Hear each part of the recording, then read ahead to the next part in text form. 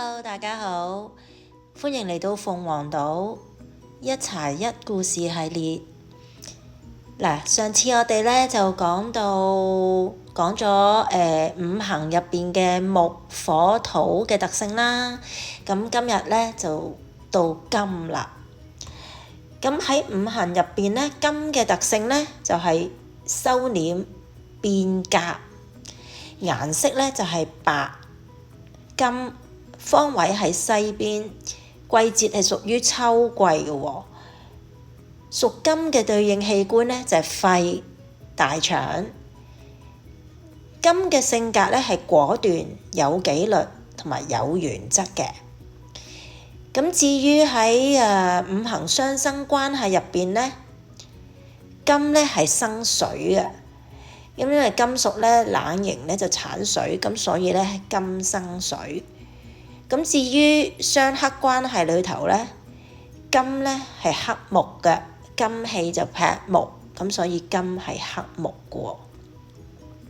咁至於喺呢個五行嘅飲食方面啦，屬金嘅朋友又適合飲啲乜嘢嘅茶，可以對嗰個五行平衡咧？嗱。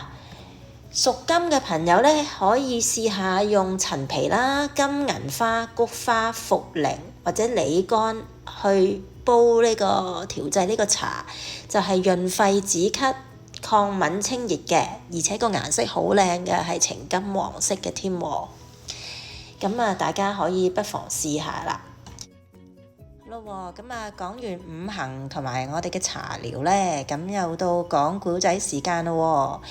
咁今日嘅佛學小故事分享呢，我哋就講下放下才是擁有啊！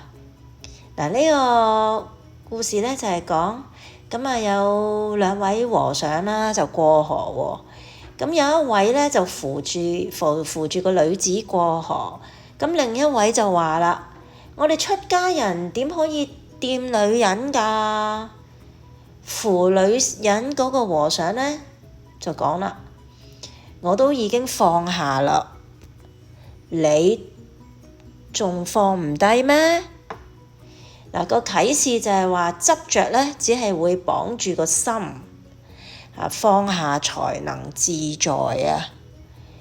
咁放下呢個咧，亦都係喺佛學裏頭一個非常之核心嘅一個環節嚟嘅。